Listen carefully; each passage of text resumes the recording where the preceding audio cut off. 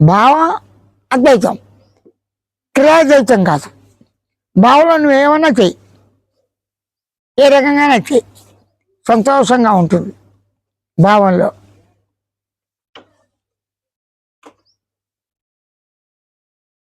మరి ఈ మంటగానే ఉందిగా. ఇక్కడ జ్ఞాన లక్షణం, అజ్ఞాన లక్షణం. జ్ఞానం లేకుండా అజ్ఞానం లేదు. వెలుతురులో చీకటిని వచ్చి చూస్తాడు ఒకడు. చీకటి కనుక ఉన్నప్పుడు వెలుతురు వచ్చాడు అంటే చీకటి ఉన్న చోట వెలుతురు లేదు, వెలుతురు చీకటి లేదు. నేను ఉన్నాను, వెలుతురు జ్ఞానం. నేను ఉన్నాను, నేను కొంచెం జరికిచ్చి నిద్రగా, మైకంగా, మూర్ఛలో, పురుషులో యోగం చేసే ధ్యాన స్థితిలో ఉంటే నేను అనేది లేదు.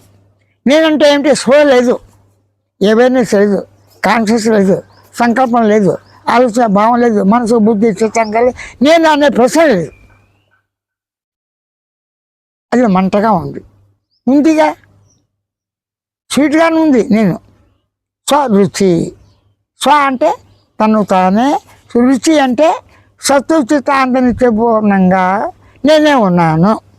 ప్రతివాడికి బాధలు, సుఖం, దుఃఖం, లాభం, నష్టం, పాప, పుణ్యాలు ఉన్నాయి. అలాగే కాకుండా నిత్యానందం, శాశ్వతానందం, పర్మనెంట్, ఇంకంతే. దేశకాల వస్తువుతో సంబంధం లేకుండా స్వతసిద్ధంగా, స్వయంగా, సొంతంగా, అనుభవిక వేద్యంతో అనుభవ సిద్ధం. అంతే, అనుభవంతో ఉన్నది నేను. అనుభవంతో ఎలా ఉంది? సత్తుచిత ఆనందము నిత్యము పరిపూర్ణ లక్షణాలతోనే, పరిపూర్ణ మౌనం సత్తుచిత ఆనంద లక్షణాలతో స్వేచ్ఛతో స్వతహాగా స్వయంగా అనుభవ సిద్ధమే. అన్ని మాత్రమే స్వయంగా గమనించి, స్వయంగా గుర్తించి, స్వయంగా తెలుసుకుని, స్వయంగా మననం చేస్తూ, స్వయంగా సర్వస్థితితో స్వయం స్థితిని, స్వభావాన్ని స్వతంత్ర పరిపూర్ణ లక్షణంతోనే గుర్తించి ఓరకుండు. ఇది నిర్గుణ చైతన్య స్వామి శాస్త్రం చెప్పిందే.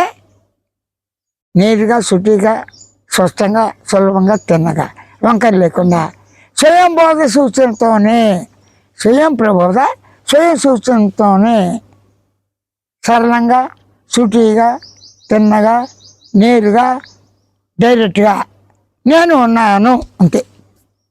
ఆ నేనున్న భావంలో దేహం లేదు. ఎలా కుర్చీ తెమ్మంటే బెంచ్ తాడుగా, బెంచ్ అంటే కుర్చీ తాడు కదా. అన్నం ఉంటే అన్నం చేస్తాడు కానీ గోధుమ తాడు కదా. అంటే ప్రతి శబ్దం ప్రతిభావంతో అవిభాజ్యంగా ఉన్నది. నేను శబ్దం, ఉన్నాను శబ్దం. నేనంటే ఏంటి? శరీరంగా ఉన్నాను, ఉనికిగా ఉన్నాను, అనుభవంతో ఉన్నాను, గమనించేవాడిగా ఉన్నాను, గుర్తించేవాడిగా ఉన్నాను. దేహాన్ని గుర్తించి గమనించి తెలుసుకోవటం ఎంత సహజమో, స్వయంగా, స్వయం జ్ఞానంతో, స్వయం స్మృతితో, స్వయం జ్ఞానంతో, స్వయం స్మృతితో, స్వయం ఎరుగుతో, స్వయం భావంతో, స్వచ్ఛంద పరిపూర్ణ మౌన లక్షణాలతో పరిపూర్ణంగా సహజస్థితి కూడా సహజంగా నేనే ఉన్నాను. అంటే నేను నాదనే భావంతో అనుకునేవాడుగా ఉన్న మనం ఎవరికి వారే మన సజస్వరూపాన్ని కేవలం గుర్తించి గమనించి తెలుసుకుంటే చాలు. ఎందుకు? గుర్తించడానికి సాధన అక్కర్లేదు, కృషి లేదు, లాభం నష్టం రిసెర్చ్ లేదు. గమనించే లక్షణం, గుర్తించే లక్షణం, తెలిసే లక్షణం, శబ్ద లక్షణంతో భావంతో అనుకునేవాడు కార్యరూపం చేస్తున్నాడు. ఇక్కడ మీరు చూసుకోండి, రోడ్డు మీద వెళ్తుంటారు.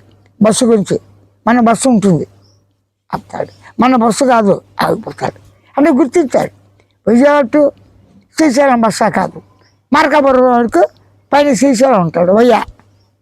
అదేంటంటే ఏది ఈ బస్సు వెళ్తే మార్కాపురం దగ్గర ఆపేస్తాడు, వేరే బస్సు రెడీ ఉంటుంది, ఈ బస్సు శ్రీశైలం వెళ్ళిపోతుంది నేరుగా, డైరెక్ట్గా. మరి ఈ బస్సు అంటే శ్రీశైలం దగ్గరికి వెళ్ళే వాళ్ళు మార్కాపురం దిగి వెళ్తారని దానిలో ఒక ఆప్షన్ ఉంది. దూరంగా వెళ్తాను కొంతమంది,